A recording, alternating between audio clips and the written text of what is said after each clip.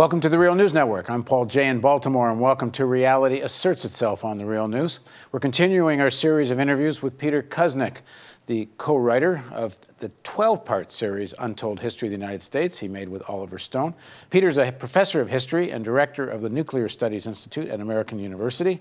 As I said, he did Untold History of the United States with Oliver, and as we speak, the DVD and digital downloads and paperback version of the book is coming out. Congratulations on all of that. Thank you. So just to wind up this series of discussions on American exceptionalism, let me go back to the quote of Senator Beveridge, and I'll read just a little piece of that quote, which I read in part one of this series. He, God, has made us the master organizers of the world to establish system where chaos reigns. He has given us the spirit of progress to overwhelm the forces of reaction throughout the earth. Peter, this idea that America stands between order and chaos, it seems to me that goes to the core of American exceptionalism. I don't know if everyone really believes that America wants to liberate everybody. I know that's the rhetoric. They did, George Bush goes and invades Afghanistan to save the women of Afghanistan. Most people didn't believe that. Most people, I think, understand there is a thread of commercial interest. Most people know Iraq was about oil, and they knew it at the time. But there's another factor there which I think kind of gets people into this idea of exceptionalism, and that's if we don't do what we do, there will be chaos. Even if we do bad things, even if we make money out of doing bad things, the alternative to us doing bad things is other people doing worse things. Except that people are learning the lesson of that.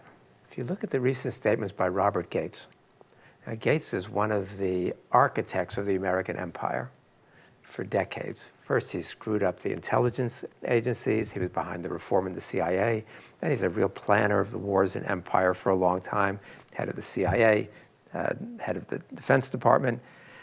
He came out a couple of years ago saying that if an American Secretary of Defense advises a president to invade another country in Asia or Africa or Latin America, he should have his head examined.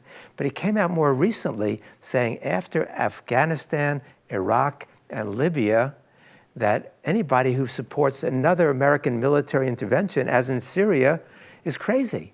He says that because what he realized, that other people realize, is that we create the chaos. He says we don't ever know what the unintended consequences are. And that what results from these interventions is chaos. Look at the chaos that exists now in Iraq. Did we leave that a peaceful place?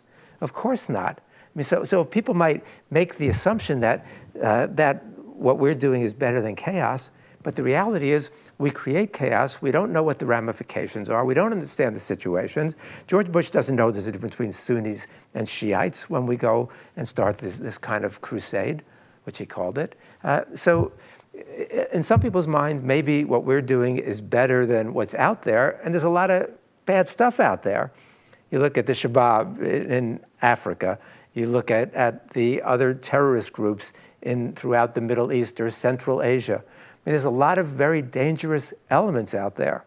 But for us, the reckless notion that somehow the United States is going to intervene and make things better in those circumstances is at the root of a lot of the chaos we've created in the world. These elements, to a large extent, were produced by exactly these kinds of interventions. Well, and deliberately produced. The Islamic extremists were certainly nurtured by American policy in the late 70s and early 80s. Brzezinski, and then much more so Reagan, we helped train those people, we helped arm them, we funded them, and we trained them with American books. The University of Nebraska in Omaha created the textbooks that were used to teach jihad among Afghan rebels in the late 70s and early 80s. Let me make an argument. Let me play devil's advocate and make the counter-argument. I've heard the argument made that you have a very intense rivalry, for example, between Saudi Arabia and Iran. It gets reflected in a Shia-Sunni ideological argument.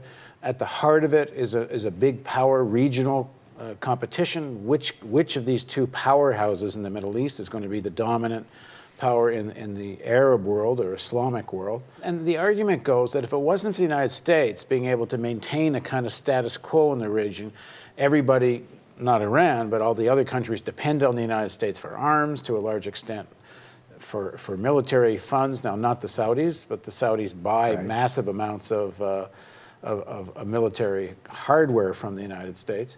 But they kind of rely on the United States to keep various regimes and governments in power, and thus they don't fight each other, and it doesn't erupt into regional warfare as much as it might have if the U.S. wasn't there. Do you buy that argument? No, I don't buy that argument. It still erupts repeatedly. You trace some of this back to the Iran-Iraq war, for example. That war went on for a decade. Over 1 million people were killed. The United States at different times was supporting each side. Fueling. Yeah, fueling it, and army and giving intelligence. Who were we giving intelligence to? Saddam Hussein, who, of course, we later decided to topple. And we were selling them the ingredients that they used to make their chemical weapons in those cases.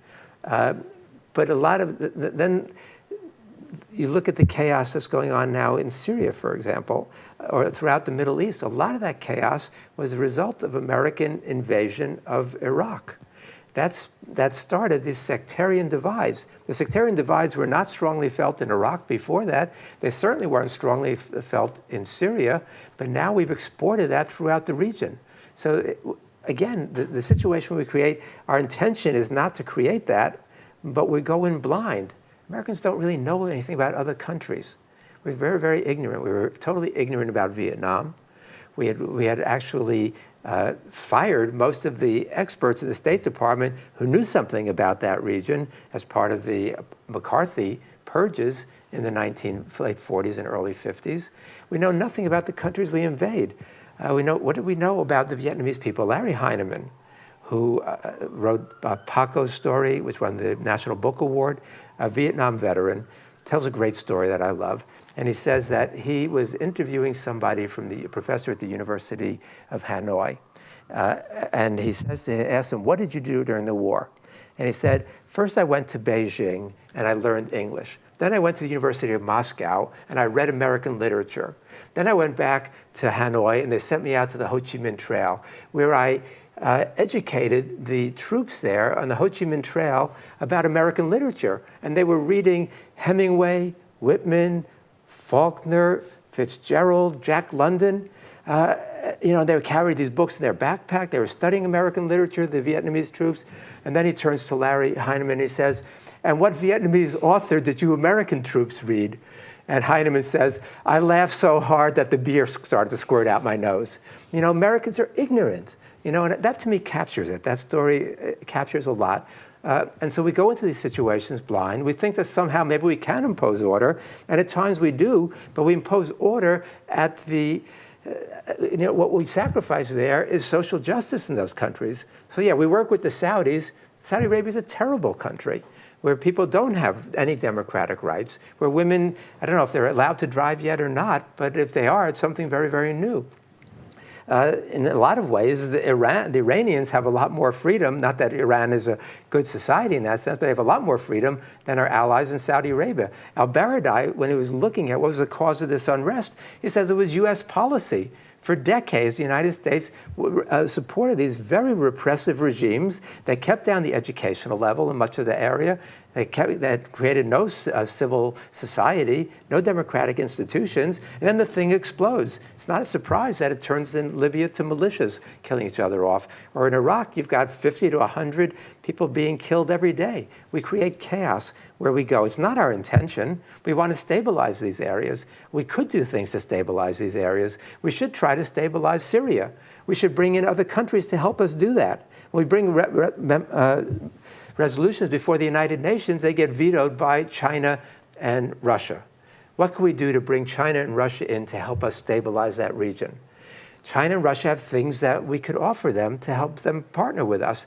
The United States policy toward China is a hostile, aggressive one that Hillary Clinton announced with the Asia pivot in late 2011. We're trying to militarize that whole region to contain China now. The Chinese leading newspaper said recently that if the United States expect Chinese cooperation on anything, they better change this policy. Otherwise, we're not going to cooperate on anything. The Russians, why do we have this enmity with Russia? What are they concerned about? Missile defense. They're concerned about weaponization of space. There are things that the United States could do, and they're concerned about the expansion of NATO, which Bush the first had promised we wouldn't do. Then Bush the second does, and they're very much threatened by that. We could pull back on some of these. If we care about the Syrian bloodbath, which we should, then we would begin to negotiate. Iran. Iran is reaching out to the United States. It's not the first time. In 2003, the Iranians proposed what they called a grand bargain, which they would recognize Israel, a two-state solution, in which they would stop supporting Hamas, which they would rein in Hezbollah, do all the things the United States wanted. But the United States instead wanted to overthrow that regime. We should reach out to the Iranians. Yeah, Wilkerson tells the story that Cheney wouldn't even entertain the offer. It was such a generous offer. It would have given the United States everything we wanted. There was something called the Friendly Dictators Playing Cards. Did you ever see this? Vaguely, yeah. Every card was a picture of a dictator that had been supported by the United States and considered a friendly dictator. And it's a wonderful thing. In fact, I think maybe we'll see if we can find that artwork and reproduce it somehow. In fact, if anyone's out there that had anything to do with that thing, get hold of us, because it was brilliantly done. And they'd have in the back of the card the biography of 52 dictators supported by the United States, during the Cold War. Do you see people starting to break through this? I mean, the ability to keep this narrative of exceptionalism going, that we're there to fight for democracy, the ahistorical view that most Americans have, and I've met young soldiers, who went to Iraq or Afghanistan in full belief they were fighting for freedom and to defend the American way and defend this city on the hill, fully believe it, and knew nothing about any of the history of the places they were going to. That's the struggle that you're up against. It's the struggle that Oliver and I are up against. The positive thing, we see the response to our untold history. We were told by a leading expert in Turkey that untold history had gone viral in Turkey. It was being discussed everywhere. This was right before the uprising. We have great viewership all over the world, and we're getting into more and more markets. And so it's going out all over the world. And now with these developments here, Oliver and I do interviews as much as we can. We speak at campuses all over the country. We're doing everything we can to get it out, because much like you do with real news, we're trying to challenge that narrative. And people are receptive if they can hear it. Oliver has Garrison say in, Mr. X character played by Donald Sutherland says in Oliver's movie JFK, he says, deep down, people are suckers for the truth. And we have to have that faith that if people are given the choice between bad history, bad science, and the truth, that a big percentage are going to gravitate toward the truth, which is why one of the factors in Syria that people don't comment on very much, although it's being recognized now, is that there's been a 6-year drought in Syria that preceded this uprising, in which 75% of the farmers went bankrupt, and they went and moved into the cities. In some areas, 85% of the livestock died. And then they moved into the cities and created all this chaos, including the areas where the uprising first began. But NOAA, the American agency, said that the drought in the Middle East, especially Syria, was caused by man-made global warming. And you've got people out there who are climate deniers, the Koch brothers and their ilk, especially the energy companies, who pour millions and tens of millions of dollars to create bad science to mislead the American people about man-made global warming, which is a very serious crisis that we also have to take quite seriously. But that's the same problem, a parallel problem to what we deal with bad history, or just historical ignorance. We're trying to get untold history into the schools. We're trying to get it as part of the official curriculum, high school curriculum in California right now. We've got a middle school book coming out. We've got a comic book, a graphic novel coming out. We've got it coming out in Arabic and Russian and Chinese and Korean and other languages. So that's the goal, we're believing that if we reach people, we can persuade them that there's another way of solving problems. And maybe we can even influence people in this country that there's another way of solving problems, because they see that militarism isn't working, which is why the resolution on Syria that both houses of Congress were about to vote down To me, it's astounding. I give Putin a lot of credit for introducing a way to eliminate chemical weapons, which is a good thing, but I deplore him for his timing. Had he waited one more week, both houses of Congress would have voted down that measure. It would have sent such a signal to the world, and I think would have been the most important victory for the anti-war movement in the United States in decades, since Vietnam. I think, well, someday I think we'll find out just what President Obama gave Putin to save his To bacon. save him, yes. Because he was in a corner, and Putin saved Obama's bum there. Thanks very much for joining us. Thank you. And thank you for joining us on Reality Asserts Itself on the Real News Network.